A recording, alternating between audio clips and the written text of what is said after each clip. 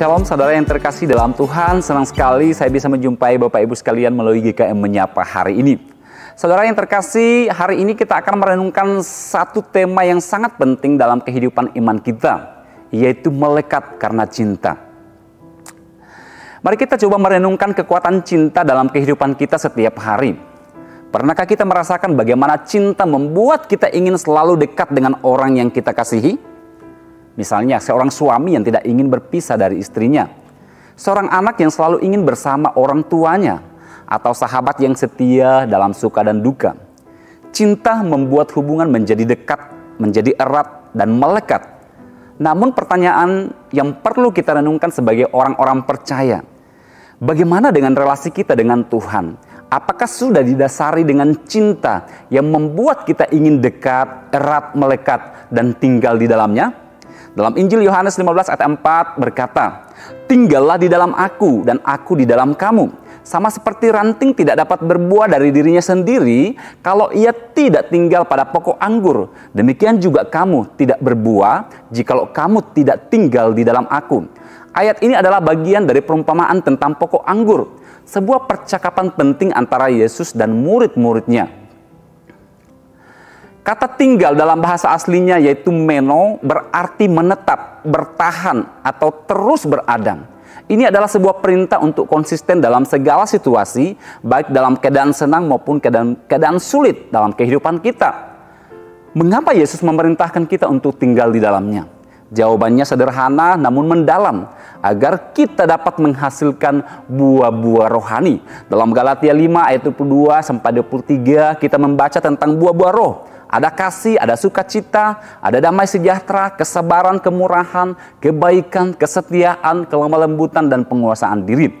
Ketika kita tinggal dalam Kristus, kita memungkinkan diri kita untuk diubahkan olehnya, menghasilkan karakter yang memuliakan Bapa. Seperti di dalam ayat 8 pembacaan kita. Dikatakan dalam hal inilah Bapakku dipermuliakan, yaitu jika kamu berbuah banyak dan dengan demikian kamu adalah murid-muridku. Tinggal dalam Kristus adalah sebuah ekspresi cinta kita kepadanya. Yesus sendiri menghubungkan konsep tinggal dengan cinta dalam ayat-ayat selanjutnya, yaitu ayat 9 sampai 10 pada pasal pembacaan kita. Cinta bukan hanya tentang pemahaman intelektual, tetapi juga tentang hubungan hati. Kita tinggal dalam Kristus karena Dia telah lebih dulu mencintai kita, memberikan hidupnya bagi kita di atas kayu salib. Itu adalah bukti cintanya. Cintanya yang tak terbatas ini seharusnya menjadi motivasi kita untuk terus melekat dan tinggal di dalam Dia. Namun kita harus sadar, mengakui bahwa tinggal dalam Kristus bukanlah hal yang mudah. Ada banyak tantangan yang kita hadapi. Kesibukan hidup yang mengalihkan fokus kita, godaan duniawi yang menarik perhatian kita, atau bahkan keraguan dan ketidakpercayaan yang seringkali menghantui kita.